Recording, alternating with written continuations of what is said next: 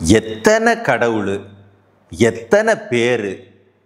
புவனேஸ்வரி, கமலேஸ்வரி, சாவித்திரி, சரஸ்வதி, பார்வதி, மாரியம்மை, காளியம்மை, சிவபெருமான், அதுலேயும் ராமநாத சுவாமி, அந்த சுவாமி, இந்த சுவாமி, முருகன், கார்த்திகேயன், எத்தனை பேர்! அத்தனைக்கு ஒரு ஒரு ஊர், அத்தனைக்கு ஒரு வரலாறு, அத்தனைக்கு ஒரு ஒரு விதமான தத்துவம் எல்லாம் இருக்குது.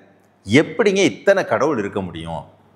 ஒருவேளை இந்த கடவுளுக்கும் அந்த கடவுளுக்கும் பிடிக்காதுன்னு இருக்குமா? இந்த கடவுள் அந்த கடவுளும் அண்ணன் தம்பி மாமன் மச்சான் இதெல்லாம் எப்படி எடுத்துக்கிறது? கடவுளுக்குள்ளார உறவு முறைகள் இருக்குது அப்படின்னா அப்போ கடவுளுக்குள்ளார கணவன் மனைவி, உடல் உறவு, குழந்தைகள் பிறப்பு, அதனுடைய வாரிசு இப்படின்லாம் நிறையா இருக்குமா? இத்தனை கடவுளுடைய உருவமும் பேரும் எப்படி வந்துச்சு? அவங்களோட வேலை என்ன? எங்கேருந்து வேலை பார்க்குறாங்க? எப்படி நான் அவங்கள புரிஞ்சிக்கிறது? அவங்களோட அருளை வாங்குறதுக்கு நான் என்ன பண்ணுறது? இதெல்லாம் கண்டிப்பாக தெரிஞ்சிக்க வேண்டிய ஒரு விஷயம். எல்லாருமே தெரிஞ்சுக்கணும். ஏன் இத்தனை சாமி இருக்குது, ஏன் இத்தனை சாமிக்கு இத்தனை பேர் இருக்குது, அவங்களோட வேலை என்ன, எங்கே இருக்காங்க, என்ன பண்ணுறாங்க, என்கிட்ட எப்படி பேசுகிறாங்க, இதெல்லாம் கண்டிப்பாக தெரிஞ்சுக்கணும். எல்லாரும் தெரிஞ்சிக்க வேண்டிய ஒரு விஷயம்.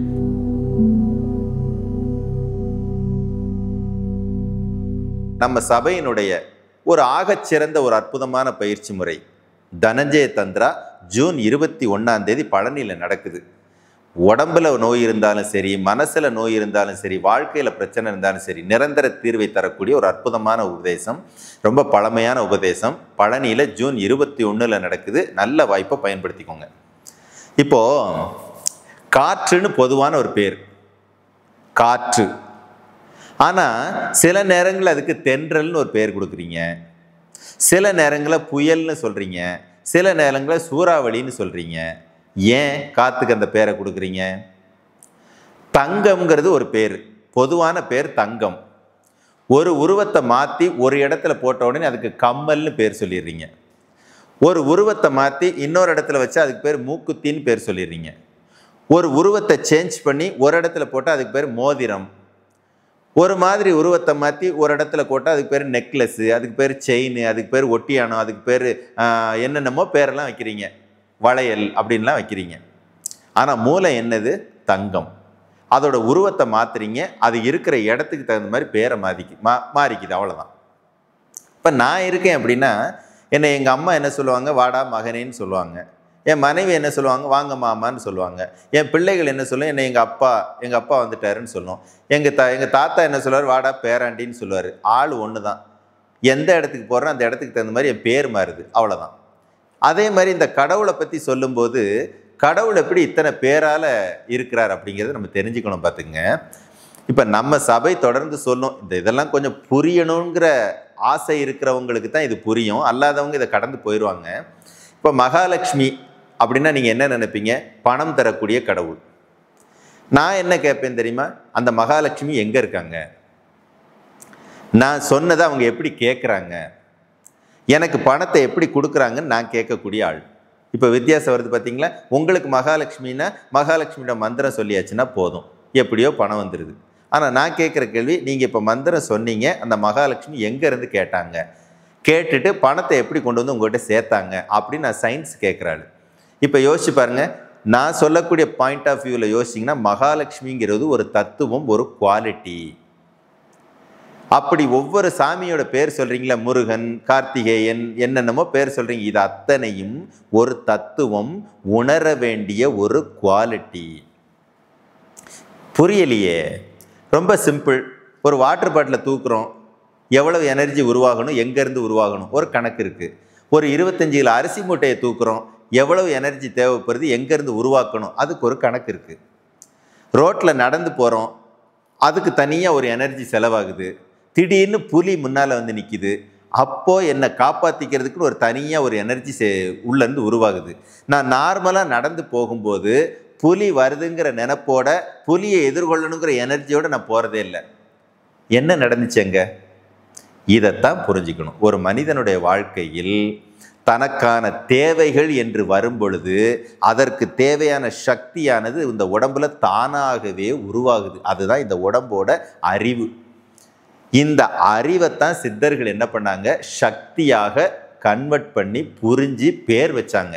இதுக்கு இன்ன பேர், இதுக்கு பேர் காளி, இதுக்கு பேர் புவனேஸ்வரி, இதுக்கு பேர் மகாலட்சுமி, இந்த நேரத்தில் இதுதான் நடக்குது. ஒவ்வொருத்தருக்குள்ளேயும் திடீர்னு ஒரு மகாலட்சுமி வேலை பண்ணுவாங்க பாருங்க, ஒவ்வொருத்தருக்குள்ளேயும் திடீர்னு ஒரு காளி வேலை செய்வாங்க பாருங்க. ஒரு 2 பேர் கூட நம்ம சண்டை போடுவோம், நம்மளால ஜெயிக்க முடியாது. திடீர்னு நம்முடைய ஈகோவை டச் பண்ற மாதிரி ஒரு வேலை நடந்துடும். அந்த 2 பேரோட சேர்த்து இன்னும் 2 பேரை தூக்கி போட்டு மிதிக்கிற அளவுக்கு நமக்கு தைரியமும் ஒரு சக்தி எங்கேயோ இருந்து வந்துடும். எப்படி வந்துச்சு? ஏன் இந்த 2 பேர் அடிக்கும்போது அந்த சக்தி வரல? எப்படி திடீர்னு அந்த 4 பேர் அடிக்கிற அளவுக்கு அதே ஆளுகிட்ட சக்தி உருவாச்சு? இதை மட்டும் புரிஞ்சுக்கிட்டீங்கன்னா, வெளியில சொல்ற எல்லா பெயருடைய கடவுள்களும் சக்தியாக உங்களுக்கு உள்ள இருக்கிறாங்க. அந்த சக்தியை தேவைப்படக்கூடிய நேரத்தில் தூண்டக்கூடிய அறிவு மட்டும் நம்ம கிட்ட இருந்தா போதும். நானும் எப்பவும் ஒரு முருகனா மாறலாம், ஒரு தட்சிணாமூர்த்தியா மாறலாம், ஒரு காளியம்மனா, மாரியம்மனா, அந்த அம்மனா, இந்த சாமியா நம்மளால மாறிட முடியும். எதுக்கு? அந்தந்த வாழ்வியல் தேவைகளை நிறைவேற்றிக்கிறதுக்கு. இதுதான் உண்மை. நீங்க வெளியில போய் முருகனை தேடுறீங்க, கணபதியை தேடுறீங்க, விநாயகரை தேடுறீங்க, இல்லை மகாலட்சுமியை தேடுறீங்க, இல்லை லக்ஷ்மியை தேடுறீங்க. என்னடா இது? மகாலட்சுமியை தேடுறீங்க, லக்ஷ்மியை தேடுறீங்க, 2 வேற வேறையா? நல்லா கவனிங்க. பெரியவங்க வச்சிருக்காங்க, இதுக்கு பேர் லட்சுமி, இதுக்கு பேர் மகாலட்சுமி. மகானா பெரிய, லட்சுமியோட பெரிய. அப்போ ஏதோ ஒரு சூட்சுமத்தை ஒழிச்சு வைக்கிறாங்க.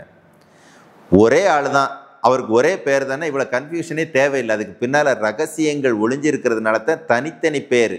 வி நாயகன், பிரபஞ்சம் முழுமையும் நிறைந்த நாயகன், எல்லாவற்றிற்கும் மூல நாயகன். வி நாயகன், முதல் நாயகன். கணபதி, கணங்களுக்கெல்லாம் பதி, கணங்களெல்லாம் ஒரு இடத்தில் சேரக்கூடிய இடம் கணபதி. 2 வேற வேற. ரகசியத்தை புரிஞ்சு ரொம்ப ஆழமாக உள்ளே போய் பார்த்தா தான் புரியும். இல்லைன்னா 2 ஒன்றுன்னு நினச்சிக்கிட்டு இருப்பீங்க. அப்படி ஒவ்வொரு கடவுளுக்கும் ஒரு பேர், அந்த பேருக்கு பின்னால் அந்த பேரினுடைய குவாலிட்டி, அந்த குவாலிட்டி எனக்குள்ளார இருக்குது, அந்த குவாலிட்டியை நீ தூண்டிக்கோ. அதுக்கு தான் இதெல்லாம் உருவாக்கி வச்சிருக்காங்களே ஒழிய, ஒவ்வொரு சாமியும் ஒவ்வொரு இடத்துல ஒவ்வொரு குணத்தோடு இருக்குங்கிறதெல்லாம் இல்லை.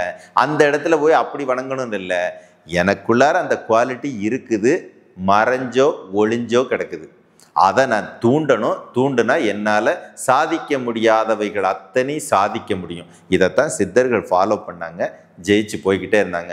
நாம் அந்த பேருடைய ஏதோ ஒன்றை போய் வணங்கிக்கிட்டு இருக்கிறோம். அதன் மூலமாக கிடைக்கக்கூடிய பலன்கள் எனக்கு தள்ளி போய்கிட்டு இருக்கு. 2ஐயும் தனித்தனியாக ஆராய்ஞ்சு பார்த்தீங்கன்னா தான் உண்மை புரியும். அப்போ கடவுளுக்கு இத்தனை பேர் இருக்கே அப்படின்னா, இத்தனையும் சக்தியினுடைய வெளிப்பாடு, சக்தியை அடையாளப்படுத்தக்கூடிய தத்துவார்த்த குறியீடுகள். இது புரிஞ்சிருச்சா? உங்களுக்குள்ளார புவனேஸ்வரியை நீங்கள் ஸ்டிமுலேட் பண்ணலாம், உங்களுக்குள்ளார கணபதியை ஸ்டிமுலேட் பண்ணலாம், உங்களுக்குள்ளார விநாயகனை ஸ்டிமுலேட் பண்ணலாம். அதனுடைய பலன்களை வாழ்க்கையில் பார்க்கலாம். இதைத்தான் நம்ம சொல்கிறது, அண்டத்தில் இருக்கிறத பிண்டத்தில் பாருங்கள். இதைத்தாங்க சித்தர்கள் பேசிக்கான கான்செப்டாக வச்சுருந்தாங்கங்கிறத நம்ம தொடர்ந்து சொல்லிக்கிட்டே இருக்கோம். புரிஞ்சிட்டிங்கன்னா நீங்களும் எல்லா சக்தியாகவும் மாற முடியும். குருவே சரணம்.